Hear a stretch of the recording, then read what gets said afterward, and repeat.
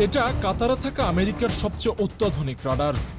কিন্তু ইরানের supreme leader Ali খামেনির মৃত্যুর পর ইরান এই AN/FPS-132 রাডারটিকে উড়িয়ে দিয়েছে।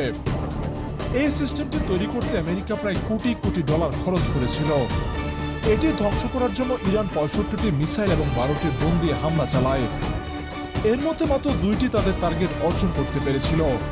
বাকি সবগুলোকেই এই ডিফেন্স সিস্টেমে আকাশে থাকা অবস্থায় ধ্বংস করে দিয়েছিল। এই রাডারটি কাতারের আল উদেইদ এয়ারবেসের এলাকার কাছে ডিপ্লয় করা ছিল। মধ্যপ্রাচ্যে এটি মার্কিন নেটওয়ার্কের চোখ এবং কান হিসেবে বিবেচিত হতো।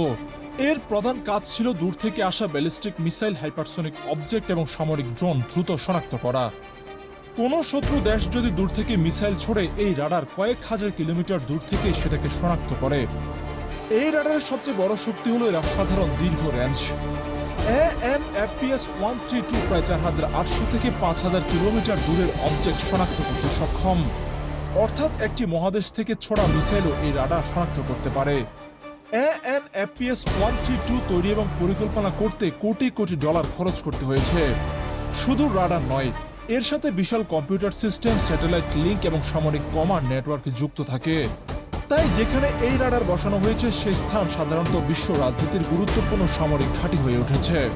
উদাহরণ হিসেবে কাতারের আল উদেইদ এয়ারবেস অঞ্চলে মার্কিন সামরিক নেটওয়ার্কের জন্য এটি অত্যন্ত গুরুত্বপূর্ণ ভূমিকা পালন করেছে, কিন্তু ইরান সেটিকে ধ্বংস করে দিয়েছে।